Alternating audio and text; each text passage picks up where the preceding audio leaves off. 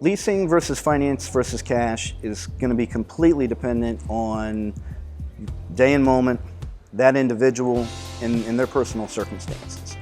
If you take the simplest one first, cash transaction. As far as total cost of sale, you're going to spend the least amount of money on that car by not paying finance charges, just tax, title, fees, and be done. On the opposite side of that same coin, one could argue every car is a depreciating asset. So, in the next 10 to 20 years, that same item is going to be worth next to nothing because, we're going to put mileage on it. It's going to get old. It's going to lose its value.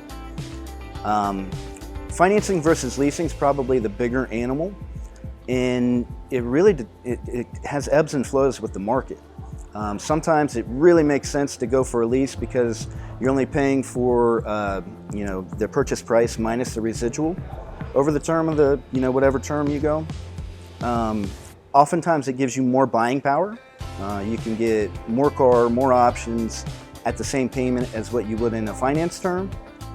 But leasing, just like interest rates, they come and they go.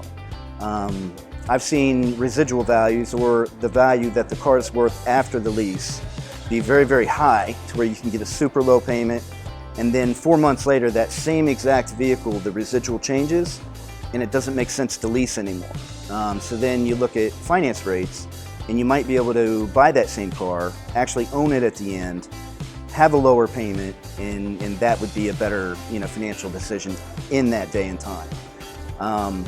So ultimately the best thing is to find a trusted dealer, work with that dealer, and go over all your options each particular time you're going to buy a car.